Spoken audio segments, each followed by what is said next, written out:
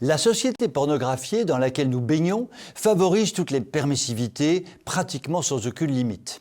Les médias du système, mais aussi l'éducation nationale, le milieu dit culturel, les milieux politiques et économiques, finalement la société tout entière, sont de formidables courroies de transmission du débridage sexuel.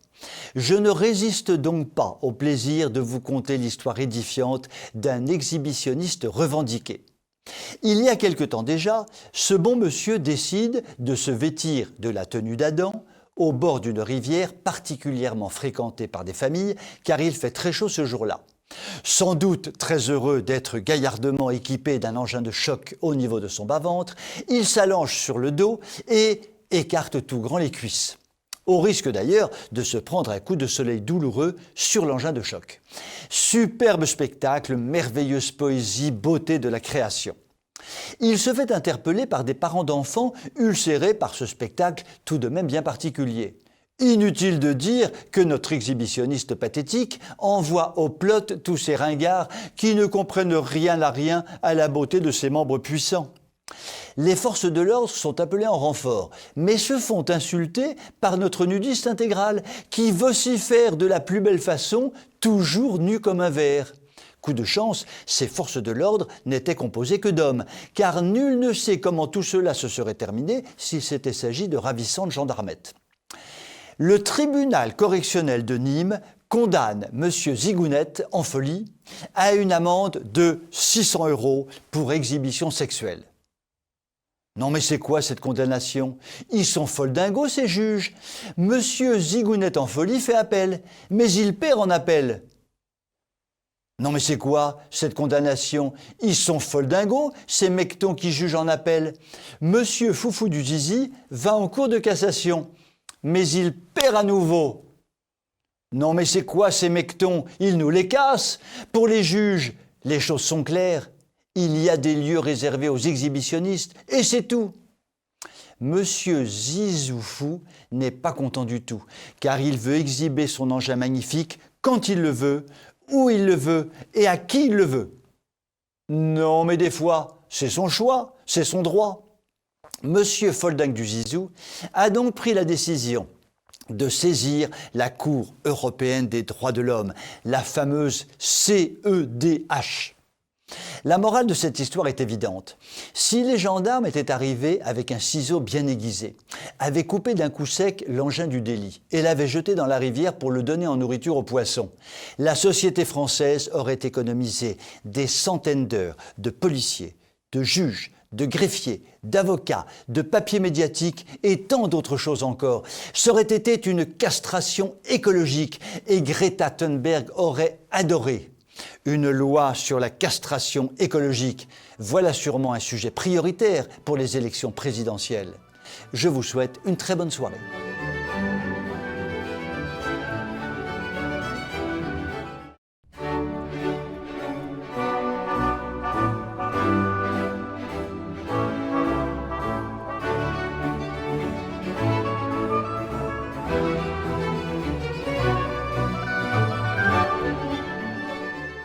Cela fait une éternité, et peut-être même 2 éternités, que je ne vous ai pas parlé de l'euro, ce qui n'est pas bien.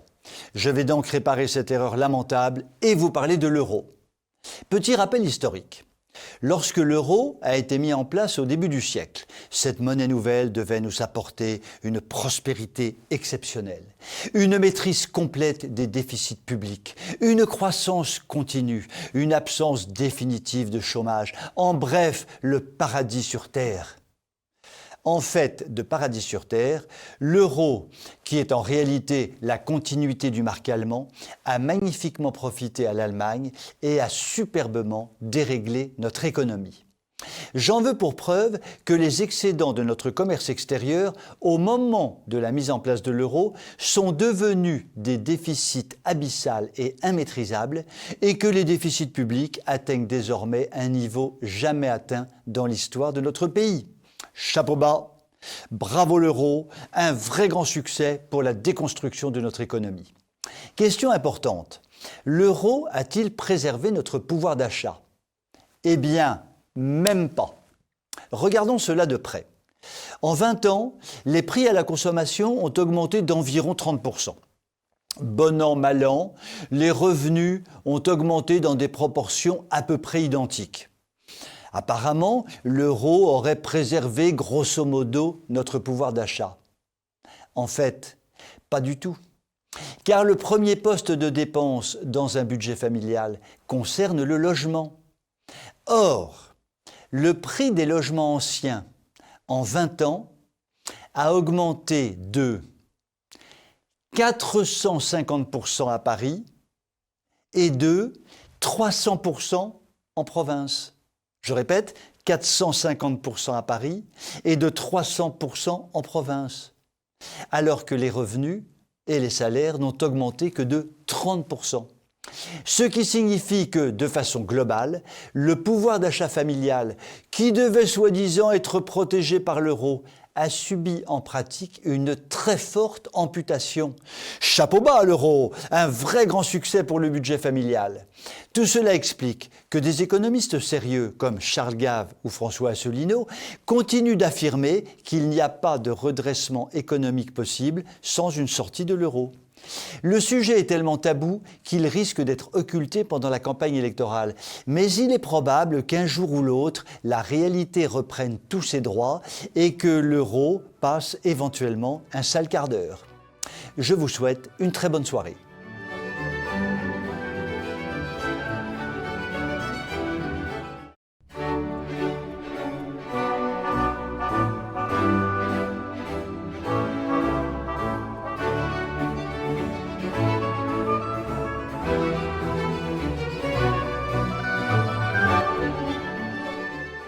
Il paraîtrait, il semblerait, il se dirait que votre chroniqueur préféré autoproclamé est un peu trop offensif dans ses jugements sur le papounet François d'un côté et sur sur le pape François d'un côté et sur Valérie Pécresse de l'autre. Et que du coup, il a choqué des téléspectateurs de cette chaîne télévisée sublime qu'est TV Liberté. Et là, j'ai eu grosse, énorme, gigantique honte, car j'aime trop les téléspectateurs de TV Liberté pour les choquer en quoi que ce soit. J'ai donc décidé de faire un acte de repentance publique, le voici. Moi, François Billot de Lochner, chroniqueur préféré autoproclamé des téléspectateurs de TV Liberté, je vous demande pardon pour tout le mal que j'ai pu faire par mes critiques excessives envers Papounet François et envers Valérie envers Valérie Pécresse et le pape François. Et je m'engage devant Dieu, devant les hommes et les femmes de la planète Terre, devant tous les animaux de la Terre et tous les rats de Paris, toutes les planètes et les galaxies de l'univers, je m'engage à ne plus dire du mal de Papounet François et de Valérie envers Valérie Pécresse et le pape François. Dès maintenant, tout de suite, immédiatement, jusqu'à demain 11h45. Et je vais donc réserver ce soir ma langue de vipère à Manuchon le cochon. Parlons un peu du bonhomme qui veut inonder la France de ses tripes et boyaux. Macronor, Collicor, Puantor a donc décidé de gouverner avec ses intestins. Moi, crétin dégénéré, je pensais stupidement qu'un bon gouvernant gouvernait avec sa tête et non avec son fond de culotte. Une fois de plus, je me suis lourdement trompé. Comme d'habitude, j'ai saisi mon vieux portable de 1997 pour appeler ma tante Gertrude et lui demander ce qu'elle pensait de tout ça. Et j'ai bien aimé sa réponse. Mon petit gars, qu'elle a causé la tata. Là, on n'a pas de chance. Avec le Manuchon, on avait jusqu'ici l'image. Comme il parle beaucoup, d'ailleurs pour ne rien dire, on avait aussi le son. Et maintenant, on va avoir l'odeur. Et là, je te le dis mon petit gars, on n'a vraiment pas de chance, car le bonhomme va empuantir la France. Et la tata a raccroché brutalement comme toujours. Elle aurait pu me dire au revoir quand même. Ce que j'aime bien avec ma tante Gertrude, c'est qu'elle est toujours simple et pratique. Et j'avoue avoir pensé à tout, sauf à l'odeur fétide qu'allait dégager Macronor, Collicor, Puantor. Et je me suis dit, comment éviter tout ça? En fait, c'est très simple. Pour éviter l'image, il suffit de fermer les yeux. Très simple. Pour éviter le son, il suffit de mettre des boules cuillesses. Très facile. Et pour éviter l'odeur, il suffit de se pincer le nez avec une pince à linge. Très efficace. Puis, il suffit de se mettre en position d'attente jusqu'en avril prochain en priant le ciel qu'il nous débarrasse d'un seul coup de l'image, du son et de l'odeur de macrocolique gastrique. Je vous souhaite une très bonne soirée.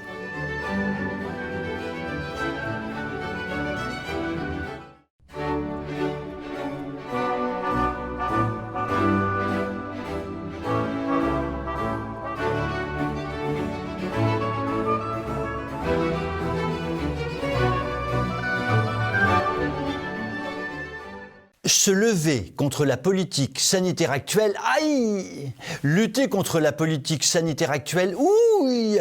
Critiquer la politique sanitaire actuelle, oh! Cela fait courir de grands risques à ceux qui s'adonnent à ce genre de sport de combat. Les professeurs Péronne, Raoult et autres montagnais savent ce que cela veut dire. Cela est vrai en France, mais cela est également vrai à l'étranger. Un chercheur autrichien, M. Andreas Noack, a fait des révélations stupéfiantes sur une substance que contiendraient les vaccins administrés à haute dose à une partie importante de la population mondiale. Rappelons que presque 10 milliards de doses de vaccins ont été introduites dans le corps de milliards de personnes.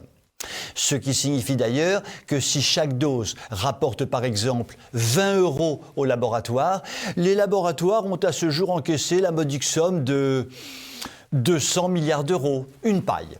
Revenons à notre chercheur autrichien. Celui-ci a déclaré avoir découvert qu'il y avait dans les vaccins du graphène de carbone, sorte de molécule microscopique assimilable à ce qu'il appelle une lame de rasoir. Au moment de l'injection, la lame de rasoir n'agit pratiquement pas, mais au fil du temps, dans la mesure où le produit injecté se répand dans le corps tout entier, la lame de rasoir agit et provoque des dégâts irréversibles pouvant se terminer par la mort. Je résume en quelques lignes cette découverte que l'on trouve sur Internet, que l'on peut entendre, contredire, refuser, accepter, à chacun de se faire sa propre opinion sur la base d'une analyse personnelle sérieuse. Je ne suis pas chimiste et je ne peux donc vous en dire plus sur le sujet. En revanche, ce qui est désormais avéré, c'est qu'il ne sera plus possible d'ouvrir des débats contradictoires avec ce chimiste, car quelques heures après ces déclarations fracassantes, il a été retrouvé mort. Une mort pour le moins suspecte. Sur cette mort étrange, à chacun de se faire sa propre opinion sur la base d'une analyse personnelle sérieuse. En ce qui me concerne, j'ai tendance à penser qu'une déclaration fracassante, suivie d'une mort immédiate, pose évidemment problème juste quelque part, je veux dire, par rapport à mon vécu. Ne nous cachons pas derrière notre petit doigt et surtout derrière notre gros pouce. Les grands scientifiques français qui s'opposent à la dictature sanitaire actuelle savent parfaitement qu'ils mettent leur vie en danger, qu'il s'agisse de leur vie sociale ou qu'il s'agisse de leur vie tout court. Pour leur courage, nous ne pouvons que les saluer du fond du cœur et leur dire « Nous vous admirons, nous vous soutenons et nous comptons sur vous ». Je vous souhaite une très bonne soirée.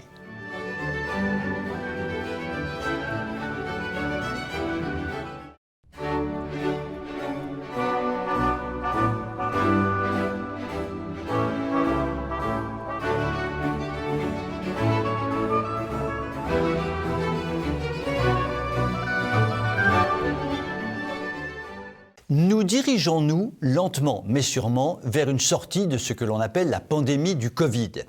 Si l'on fait abstraction des déclarations des dirigeants politiques qui disent à peu près tout et le contraire de tout de semaine en semaine, si l'on fait abstraction de la soumission complète du système médiatique officiel à l'idéologie développée par les dits dirigeants, et si l'on s'en tient à des analyses purement scientifiques qui, par définition, sont à l'opposé de la croyance idéologique, nous avons quelques beaux motifs d'espérance. En voici quelques-uns dans le désordre.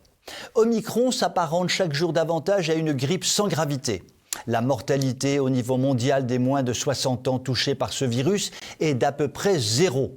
Il est donc parfaitement inutile de protéger de façon excessive cette population par le biais de vaccins qui sont peut-être extrêmement dangereux alors qu'il importe de concentrer exclusivement les efforts sur la population âgée ou très âgée.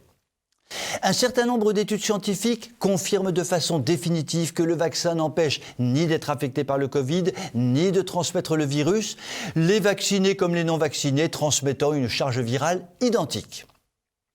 Une étude statistique pays par pays démontre que l'accroissement extraordinaire du nombre de cas positifs se situe globalement dans les pays qui ont adopté une politique vaccinale forcenée.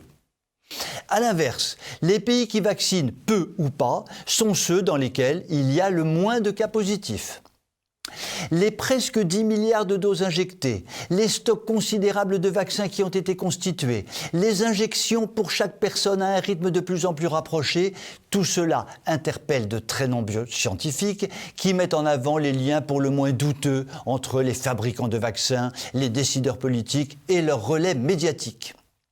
Les dirigeants de certains pays comme l'Espagne mettent désormais en cause la politique vaccinale forcée et souhaitent publiquement que celle-ci soit analysée sur des bases scientifiques et non sur des bases idéologiques teintées d'intérêts financiers gigantesques. Des calculs effectués par un certain nombre de grands scientifiques du monde entier révèlent que la mutation du variant a pour conséquence de l'affaiblir de mois en mois et qu'en conséquence, Omicron pourrait s'éteindre dans 2 ou 3 mois. Pour toutes ces raisons, la folie vaccinatoire actuelle, en France notamment, reposant sur des croyances au soubassement financier démesuré et bien intéressé, mais ne reposant en aucun cas sur d'analyse scientifique objective, s'avère terriblement inquiétante. De voir un Sénat dit de droite, c'est-à-dire à majorité LR, se coucher devant la dictature sanitaire et de voir certains journalistes dits de droite agir de la même façon en manifestant publiquement une violence haineuse à l'égard des non-vaccinés est beaucoup plus qu'inquiétant. Cela est consternant. Puisse le système politico-médiatique retrouver la raison, ce qui peut s'apparenter à un vœu pieux, et puisse le printemps prochain voir la pandémie s'évondrer d'un seul coup, ce qui apparaît comme très probable. Et tant pis pour les fabricants de vaccins, pour leurs relais politiques et pour le système médiatique aux ordres. Je vous souhaite une très bonne soirée.